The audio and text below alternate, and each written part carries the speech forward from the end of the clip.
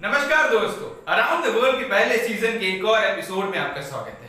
ये सीजन में हम 100 कंट्रीज के बारे में बात करेंगे और उनके बारे में जानेंगे, उनका इतिहास, उनकी प्रेजेंट डे कंडीशंस और साथ साथ उनके बारे में कुछ अमेजिंग फैक्ट्स।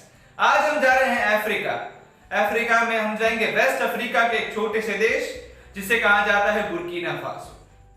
इस देश के बारे में बहुत कम लोग जानते हैं और ये बहुत ही गरीब देश है। तो आज हम बात करेंगे इसी एक अनोखे देश के बारे में, जानेंगे इसका सुनहरा इतिहास, इसकी प्रेजेंट डे सिचुएशन और साथ ही साथ इसके बारे में 5 सबसे अमेजिंग फैक्ट्स। तो शुरुआत करते हैं हम बुर्किना फासो की जियोग्राफी के साथ। बुर्किना फासो एक छोटा सा देश है जो 6 अफ्रीकी देशों को बॉर्डर करता है, जिसमें आता है माली, गाना, नाइजर, बेनिन, आइवरी कोस्ट। साथ ही साथ ये एक ऐसा देश है जहां की 52% पॉपुलेशन बिलोंग करती है एक ही एथनिक ग्रुप से।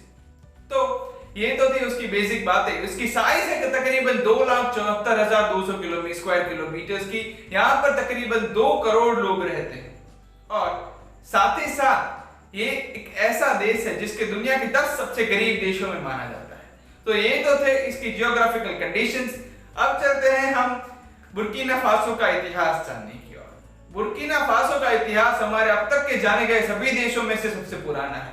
वो तकरीबन 16,000 साल पहले की बात है, जब सबसे पहले हंटर ट्राइब के लोग यहाँ पर रहने आए थे और उन्होंने हंटिंग से अपना जीवन का गुजारा करना शुरू किया था। उसके बाद तकरीबन 5,000 साल पहले मॉडर्न ह्यूमंस और सिविलाइज्ड ह्यूमंस बुर्किना फासो के एरिया में आने शुरू हुए। तीसरी सदी में जिसे कहा जाता है शुरुआत, द गोल्डन एज ऑफ बुरा कम्युनिटी के लोग यहाँ पे आने गए, शुरुआत हुई और उन्होंने आयरन की चीजें बनाना शुरुआत की और 13वीं सदी को आते आते इस एरा को कहा गया द आयरन एज ऑफ बुरा। उसके बाद पहले लोग आए जो मौसी कम्युनिटी की थी। मौसी कम्युनिटी आज पूरे बुर्किना फासो की तकरीबन 52% आबादी को कवर करता है।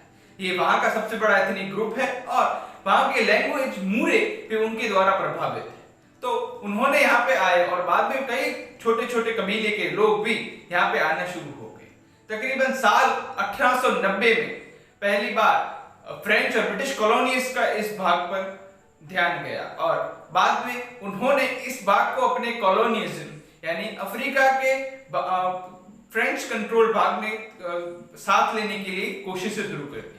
वहां के लोकल ग्रुप्स और लोकल कमांडर्स ने बहुत कोशिश की पर 1890 में वो हार गए और Africa West African French West Africa का भाग बना बुर्किना फासो। बाद में 1959 के साल में उसको अपर वोल्टा के नाम से अलग प्रोविंस का दर्जा मिला और साल 1960 में आज के बुर्किना फासो को आजादी मिली। बुर्किना फासो में parliamentary style of democracy follow होती है, पर साथ ही साथ वहां पर मिलिट्री और सेमी प्रेसिडेंशियल रूल फॉलो होता है। यानी यहाँ पर कई बार आजादी के बाद ऐसा हुआ आज के दिन तक कि कई नेताओं को लोकल विद्रोह और साथ ही साथ मिलिट्री प्रेशर्स के साथ साथ उनको अपनी कुर्सी से जाना पड़ा। उसके 2 उदाहरण थे 1980 में, 1986 में और 1960 के दशक में भी 2 बार ये घटनाएं हुई थी। और बुर्किना फासो एक छोटा सा देश है जो बहुत ही गरीब है और वहां की कुल जीडीपी मुकेश अंबानी की वेल्थ से भी कम है, जो तकरीबन $45 बिलियन के करीब है। तो ये तो था बुर्किना फासो का इतिहास और उसकी कुछ झलकी। तो अब चलते हैं बुर्किना फासो की 5 सबसे अमेजिंग फैक्ट्स जानने के लिए। शुरुआत करते हैं हम नंबर 1 से। बुर्किना फासो का कैपिटल जिसे कहा जाता है वोगोडोगो, इसका स्पेलिंग थोड़ा अलग है पर इसे मूरे डायलॉग में वोगोडोगो कहा जाता है, जिसका मीनिंग काफी हार्ट वार्मिंग है। इसका मीनिंग है कम होम विद अस, यानी आपका हमारे घर में स्वागत है, welcome to the home with us. अब चलते हैं फैक्ट नंबर 2 की ओर।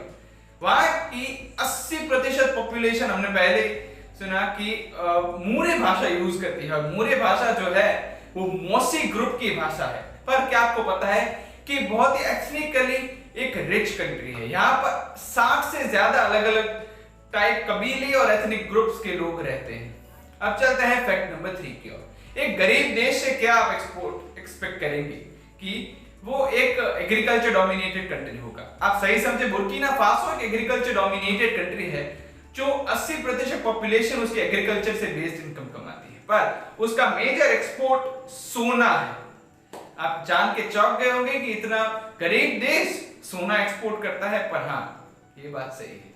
अब चलते हैं हमारी फैक्ट नंबर 4 की ओर।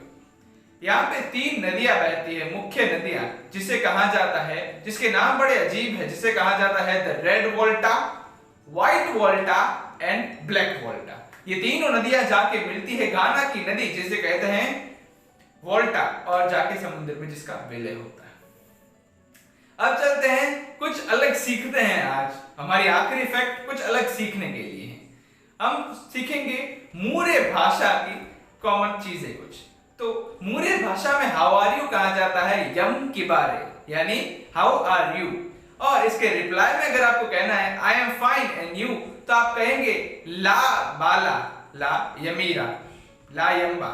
इसके मतलब है ला बाला आई एम फाइन एंड ला यम्बा दैट मींस एंड यू। तो ये तो थी मूरे भाषा के कुछ झलके और बुर्किना फासो के बारे में कुछ अमेजिंग फैक्ट्स। तो आशा करता हूं कि आपको ये वीडियो अच्छा लगा हो, तो इसे लाइक कीजिए, शेयर कीजिए और कमेंट कीजिए अपने रिव्यूज, और साथ ही साथ अपने सजेशन जरूर रखें, और मेरे चैनल को सब्सक्राइब कीजिए ऐसे ही वीडियोस को देखने के लिए।